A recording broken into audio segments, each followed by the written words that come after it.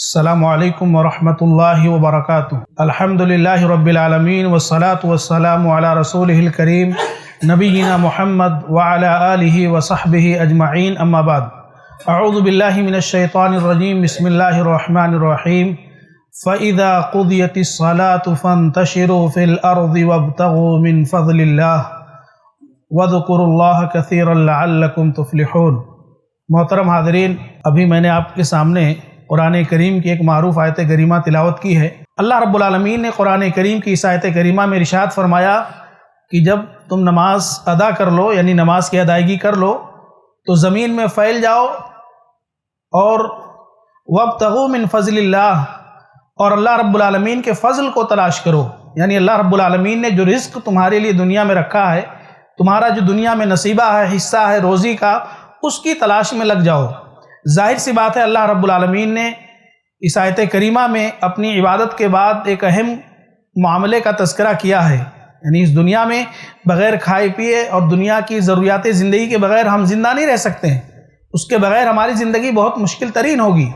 تو اللہ رب العالمین نے اتنی اہم بات کہی ہے تو اس کے اصول اور ضابطے بھی اللہ رب العالمین نے بتلائے ہیں۔ اصول اور ضابطہ روزی حاصل کرنے کا اللہ رب العالمین نے قرآن کریم کے اندر اور ہمارے نبی محمد الرسول اللہ صلی اللہ علیہ وسلم نے احادیث کے اندر بتلایا ہے۔ اس کی تفصیل ہے، آپ احادیث کی کتاب پڑھیں گے تو کتاب البیوع کے نام سے آپ کو مستقل کتاب ملے گی، یعنی خرید و فروخت اور تجارت کے مسائل کے نام سے کتاب حدیث کے اندر ہے، پھر اس کے اندر ابواب ہیں، الگ الگ چیپٹر ہے۔ تو میرے بھائیوں اور دوستو، یہ بہت اہم موضوع ہے کہ جو کچھ اپنی زندگی میں ہم روزی حاصل کرتے ہیں، کماتے ہیں، چاہے ہم کہیں نوکری کرتے ہیں یا کوئی ہم کاروبار اور تجارت کرتے ہیں، تو اس کا علم حاصل کرنا، اس میں حلال ذرائع کیا ہیں، کیونکہ اللہ نے اگر روزی حاصل کرنے کا حکم دیا ہے تو اس کا واضح معاملہ کہ وہ اس کو آپ کو حلال طریقے سے حاصل کرنا ہے۔ تو رزق حاصل کرنا، حلال طریقے سے ہی رزق حاصل کرنا، یہ ایک فریضہ ہے، یعنی فرائض کے بعد حلال روزی حاصل کرنا فرض عبادتوں کے بعد ایک اہم فریضہ ہے،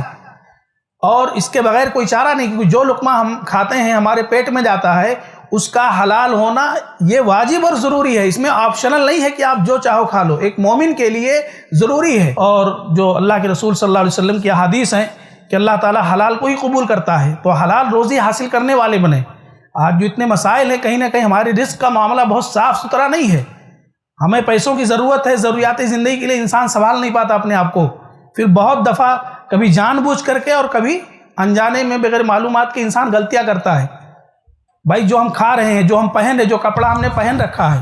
جو لقمہ ہم نے ابھی دوپہر کے کھانے میں کھایا ہے، یہ سب حلال ہونا بہت ضروری ہے۔ ہمارا لباس، ہمارا کھانا، ہمارا اڑھنا بچھونا، بستر، ہمارا گھر، یہ جو کچھ بھی ہمارے پاس اللہ کی طرف سے ہے، یہ حلال ہونا، حلال طریقے سے ہونا بہت ضروری ہے، کیونکہ اللہ کے رسول صلی اللہ علیہ وسلم نے فرمایا کہ اللہ پاک ہے اور صرف پاک چیز کو قبول کرتا ہے، پاک کے علاوہ چیز کو اللہ رب العالمین قبول نہیں فرماتا۔ ایک لقمہ بھی حرام کمائی کا ہمارے پیٹ میں جاتا ہے تو اللہ ہماری عبادت کی قبولیت روک دیتا ہے۔ ہمارے جسم پر کوئی کپڑا حرام ہو تو اللہ ہماری عبادتوں کو قبولیت کو روک سکتا ہے۔ جیسے وہ حدیث آپ نے سنی ہوگی، بہت مشکل حدیث ہیں، اب بہت لمبی تقریر کا وقت نہیں ہے، کہ ایک شخص جو حج بیت اللہ کے لیے جاتا ہے سفر سے، وہ کہتا ہے لبیک اللہم لبیک، کہ اللہ میں حاضر ہوں، اور وہ تلبیہ پڑھتا ہے، تو فرشتہ کہتا ہے یا ندا اس کو دی جاتی ہے کہ تیرا کھانا حرام، تیرا پینا حرام، تیرا لباس حرام، تو فَأَنَّا تُسْتَجَابُ لِذَلِكَ، تجھ سے کیسے قبول کر لیا جائے؟ تو حلال ہونا بہت ضروری ہے میرے بھائیو، اس کو معمولی نہ سمجھیں۔ ایسے ہی فائدہ مند اسلامک ویڈیوز دیکھنے اور منہج سلف پر کتاب و سنت کی تعلیمات کو عام کرنے میں ہمارا تعاون کریں، تاکہ آپ کے لیے ذریعہ نجات، جنت کے حصول کا سبب، ساتھ ہی مال میں برکت و اضافے کا ذریعہ بھی بنے۔ آمین۔ جزاک اللہ خیرن۔